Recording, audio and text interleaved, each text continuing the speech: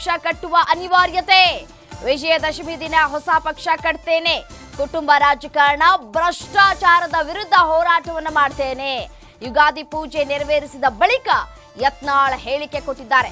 ವಿಜಯಪುರದಲ್ಲಿ ಉಚ್ಚಾಟಿತ ಶಾಸಕ ಯತ್ನಾಳ್ ಹೇಳಿಕೆಯನ್ನ ಕೊಟ್ಟಿದ್ದಾರೆ. ಇದು ಎಕ್ಸ್ಪೆಕ್ಟ್ ಮಾಡಲಿದ್ದಂತಹ ವಿಚಾರ.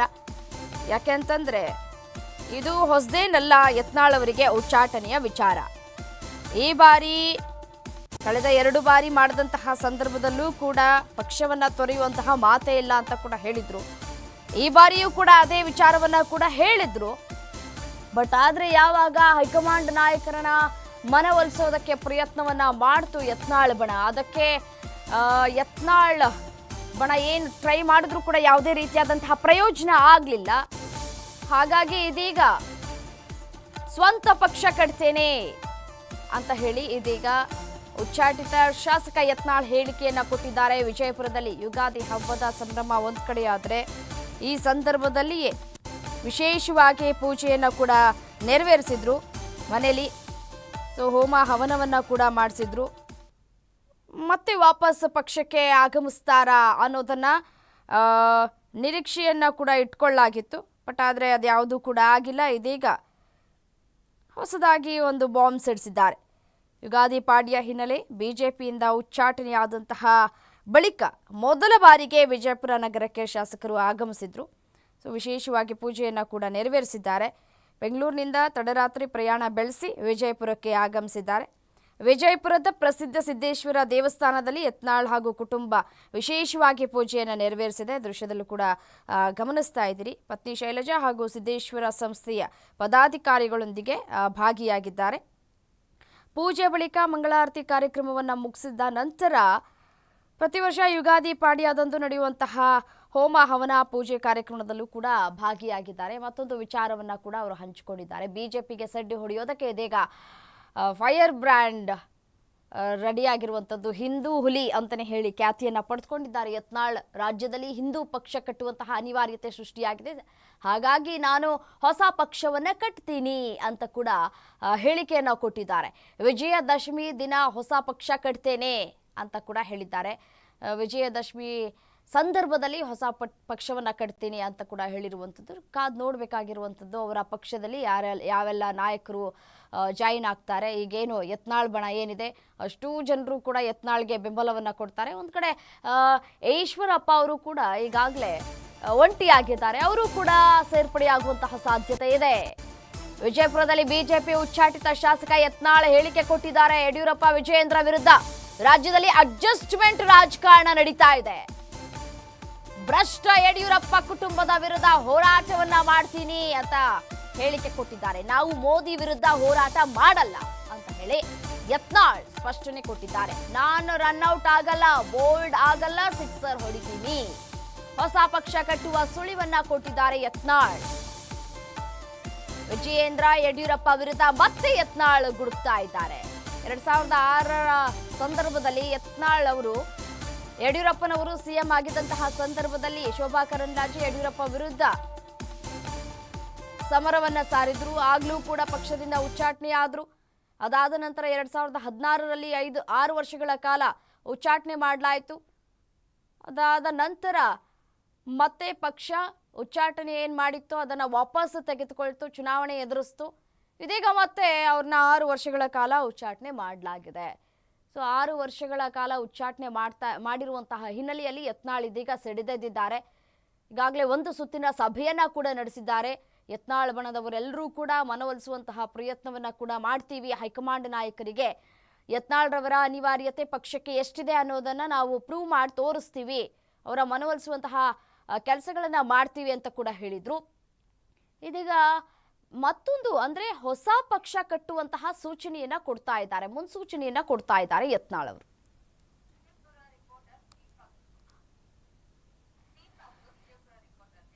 ಎಸ್, ಡೀಟೇಲ್ಸ್ ಕೊಡ್ತಾರೆ ನನ್ನ ಕಲೀಗ್ ದೀಪಕ್ ಫೋನು ಸಂಪರ್ಕದಲ್ಲಿದ್ದಾರೆ. ಎಸ್ಸೇನು ದೀಪಕ್, ಯತ್ನಾಳ್ ಅವರು 6 ವರ್ಷಗಳ ಕಾಲ ಉಚ್ಚಾಟನೆ ಆದ ಬಳಿಕ ಇದೀಗ ಬಹಿರಂಗವಾಗಿ ಅದು ಕೂಡ ಪೂಜೆ ಪುನಸ್ಕಾರಗಳಲ್ಲಿ ಭಾಗಿಯಾಗಿದ್ದಾರೆ. ಯುಗಾದಿ ಹಬ್ಬದ ಸಂಭ್ರಮದಲ್ಲಿದ್ದಾರೆ ಅವರು ಕೂಡ. ಇದೀಗ ಯತ್ನಾಳ್ ಹೊಸ ಪಕ್ಷ ಕಟ್ತಾರೆ ಅನ್ನುವಂತಹ ಸುಳಿವು ಸಿಗ್ತಾ ಇದೆ. ಹೌದಾ? ಹೊಸ ಪಕ್ಷ ಕಟ್ತಾರಾ? ಏನ್ ಹೇಳ್ತಾ ಇದ್ದಾರೆ? ಅವರ ಕಾರ್ಯಕರ್ತರು ಏನ್ ಹೇಳ್ತಾ ಇದ್ದಾರೆ? ಡೀಟೇಲ್ಸ್ ಕೊಡ್ತಾ ಹೋಗ್ಬೋದಾ? ಖಂಡಿತ ರಮ್ಯ. ಏನು ಅಂತಂದ್ರೆ ಬಸವನಗೌಡ ಯತ್ನಾಳ್ ಅವರ ಉಚ್ಚಾಟನೆಯ ಬಳಿಕ ಸಾಕಷ್ಟು ಪ್ರಮಾಣದಲ್ಲಿ ಅವರ ಬೆಂಬಲಿಗರು ಮತ್ತೆ ಪಂಚಮಸಾಲಿ ಸಮಾಜದ ಮುಖಂಡರು ಮತ್ತೆ ಬಿಜೆಪಿಯಲ್ಲೇ ಬನ ರಾಜಕಾರಣದ ಬಗ್ಗೆ ಈಗಾಗಲೇ ನಾವು ನೋಡ್ತಾ ಬಂದಿರುವಂತದ್ದು. ಈಗಾಗಲೇ ರಾಜೀನಾಮೆ ಪರ್ವ ಕೂಡ ಒಂದು ಕಡೆ ನಡೀತು. ವಿಜಯಪುರದ ಜಿಲ್ಲೆಯಲ್ಲಿ ಸಾಕಷ್ಟು ಜನ ಮುಖಂಡರು, ಬಿಜೆಪಿಯ ಯುವಕರು, ಯುವ ಧುರೀಣರು ಕೂಡ ರಾಜೀನಾಮೆಯನ್ನ ಕೊಡ್ತಾ ಬಂದ್ರು. ಎಲ್ಲೋ ಒಂದು ಕಡೆ BY ವಿಜೇಂದ್ರ ಮತ್ತೆ ಯತ್ನಾಳ್ ಬಣದ ಬಡಿದಾಟ ಜೋರಾಗಿ ಕಂಡು ಬಿಜೆಪಿಗೆ ಹಿನ್ನಡೆ ಆಗ್ತದೆ ಅನ್ನುವಂತ ಮಾತುಗಳು ಕೂಡ ಕೇಳಿ ಬಂದವು. ಈಗ ಏನು ಯತ್ನಾಳ್ ಅವರು ಮೊದಲ ಬಾರಿಗೆ ಉಚ್ಚಾಟನೆ ಆದ ಬಳಿಕ ಮೊದಲ ಬಾರಿಗೆ ಬಿಜಾಪುರಕ್ಕೆ ಆಗಮಿಸಿದ್ದಾರೆ. ಪ್ರತಿ ವರ್ಷದಂತೆ ಯುಗಾದಿಯ ಪಾಡ್ಯ ದಿನಕ್ಕೆ ಅವರು ಸಿದ್ದೇಶ್ವರ ದೇವಸ್ಥಾನದಲ್ಲಿ ಒಂದು ಹೋಮ ಹವನ ಮತ್ತೆ ಪೂಜೆಯನ್ನ ನಿರ್ವಹಿಸ್ತಾ ಇರುವಂತದ್ದು. ಈಗಾಗಲೇ ಏನು ಸಿದ್ದೇಶ್ವರ ದೇವಸ್ಥಾನದಲ್ಲಿ ಪೂಜೆ ಬಳಿಕ ಅವರು ಒಂದು ಸುಳಿವನ್ನ ಬಿಟ್ಟುಕೊಟ್ಟಿದ್ದಾರೆ ಅನ್ನುವಂಥದ್ದು ಈಗ ಗಮನಿಸಬೇಕಾಗಿರುವಂತದ್ದು. ನಾನು ಹೊಸ ಪಕ್ಷವನ್ನ ಸ್ಥಾಪನೆ ಮಾಡ್ತೀನಿ, ಆದ್ರೆ ಯಡಿಯೂರಪ್ಪ ಕುಟುಂಬದ ವಿರುದ್ಧ ನನ್ನ ಹೋರಾಟ ನಿಲ್ಲೋದಿಲ್ಲ. ಎಲ್ಲೋ ಒಂದು ಕಡೆ ಕುಟುಂಬ ರಾಜಕಾರಣವನ್ನು ನಾನು ಖಂಡಿಸ್ತೀನಿ. ನನ್ನ ಹೋರಾಟ ಮೋದಿ ವಿರುದ್ಧ ಅಲ್ಲ, ಆದ್ರೆ ಯಡಿಯೂರಪ್ಪ ಮತ್ತೆ ಅವರ ಮಗ BY ವಿಜೇಂದ್ರ ಅವರ ವಿರುದ್ಧ ಅಂತ ಹೇಳ್ತಾ ಇರುವಂತದ್ದು ಕೂಡ ಗಮನಿಸಬೇಕಾಗಿರುವಂತದ್ದು ರಮ್ಯ. ರೈಟ್, ಥ್ಯಾಂಕ್ ಯು ತಮ್ಮೆಲ್ಲ ಮಾಹಿತಿಗಾಗಿ.